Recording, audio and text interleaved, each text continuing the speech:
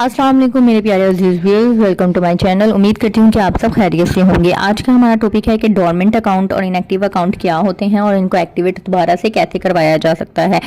अच्छा, dormant account कब होते हैं कि जब आप अकाउंट खुलवा के भूल जाते हैं या फिर किसी भी रीज़न की वजह से अकाउंट में आप कोई भी ट्रांजैक्शन नहीं कर पाते हैं, तो 6 महीने के बाद अकाउंट इनएक्टिव हो जाता है। और 1 साल के बाद, यानी कि अगर आपने 1 साल तक अकाउंट इस्तेमाल नहीं किया है तो 1 साल के बाद अकाउंट आपका डोरमेंट हो जाता है, जिसकी वजह से आपको उसको एक्टिव करवाना पड़ता है।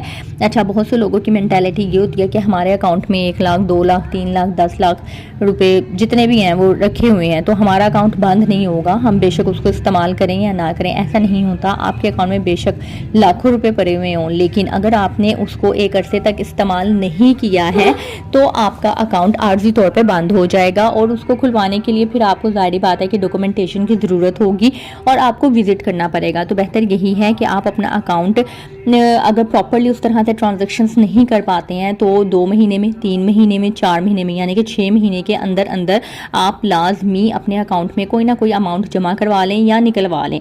कोई ना कोई कैश ट्रांजैक्शंस लाजमी करें, क्योंकि अब तो एटीएम कार्ड आ गया। आप 24 घंटे में, यानी कि 24/7 की सर्विस होती है। आप कभी भी कहीं पे भी जाके जो है किसी भी एटीएम मशीन से कोई ना कोई ट्रांजैक्शन कर सकते हैं। और इसकी कोई लिमिट नहीं होती कि आपने इतने की ही ट्रांजैक्शन करनी है तो आपका अकाउंट एक्टिव रहेगा। आप 100 रुपये भी अगर निकलवा लेते हैं या जमा करवा लेते हैं तो भी आपका अकाउंट रनिंग में रहता है।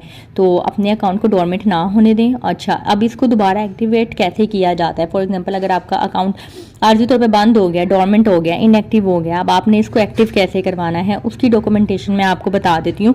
अच्छा, इसकी डॉक्यूमेंटेशन जो है ना वो बेसिकली आपकी न्यू अकाउंट ओपनिंग से ही लिंक होती है, क्योंकि आपने 1 साल से ज़्यादा का अर्सा अकाउंट इस्तेमाल नहीं किया हुआ होता। तो बैंक को ये सबूत चाहिए होता है कि क्या आप आज भी वही बिज़नेस या वही ज़राए आमदनी इस्तेमाल कर रहे हैं जो आपने अकाउंट ओपनिंग के वक्त जिसका सबूत दिया था, या आज आपने वो चेंज कर लिया है। इस वजह से वो आपसे लेटेस्ट ज़राए आमदनी का सबूत मांगते हैं।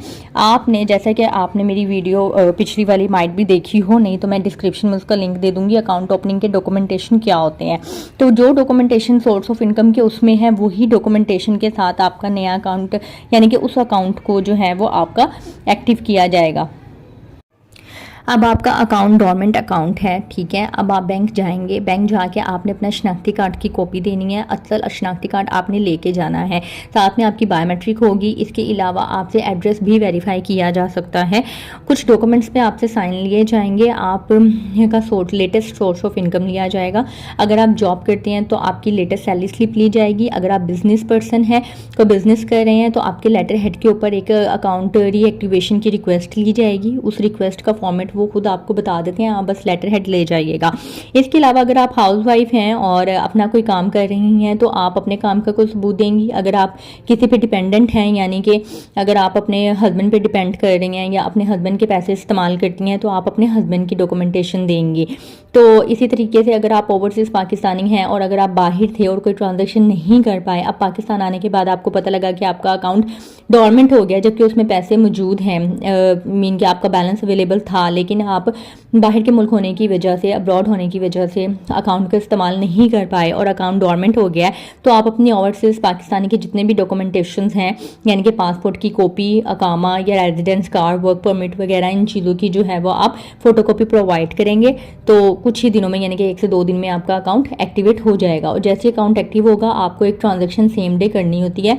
अगर उस दिन आप ट्रांजैक्शन नहीं करते तो अकाउंट नेक्स्ट डे दोबारा से डोरमेंट हो जाता है। तो ये आपने उनसे प्रॉपरली पूछ लेना है। कुछ बैंक में on the spot account active हो जाता है, जब आप डॉक्यूमेंट्स देते हैं सारे तो वो सेम डे में एक्टिव करके आपकी ट्रांजैक्शन करवा देते हैं। और कुछ बैंक में 1 से 2 दिन लगते हैं उसकी अप्रूवल के लिए। तो ये आप उस बैंक के अकॉर्डिंगली डॉक्यूमेंटेशन या जो भी प्रोसीजर हो वो आप कंफर्म कर सकते हैं। बाकी जो बेसिक्स थी वो मैंने आपको बता दी हैं।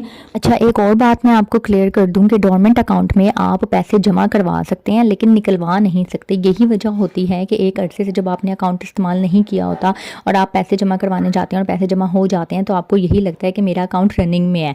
तो हमेशा जब भी आपको डाउट हो कि मैंने काफ़ी अरसे से अकाउंट इस्तेमाल नहीं किया, पता नहीं बंद हो गया है या खुला हुआ है, तो आप पैसे निकलवा के देखें, ना कि जमा کروا کے، یا تو آپ پیسے نکلوا کے دیکھیں یا پھر برانچ میں موجود کسی بھی آفیسر سے جو ہے، جو کنسرن پرسن ہوتا ہے، اس سے جا کے اپنے اکاؤنٹ کا اسٹیٹس کنفرم کریں کہ میرا اکاؤنٹ بند تو نہیں ہو گیا، میں نے کافی عرصے سے استعمال نہیں کیا۔ امید کرتی ہوں کہ آج کا ٹاپک آپ کو پسند آیا ہوگا۔ اگر پھر بھی آپ کے مائنڈ میں کوئی کوشچن ہو تو مجھ سے ضرور پوچھیے گا کمنٹ باکس میں۔ اپنا خیال رکھیے گا، دعاؤں میں یاد رکھیے گا۔ مجھے اجازت دیں، اللہ حافظ۔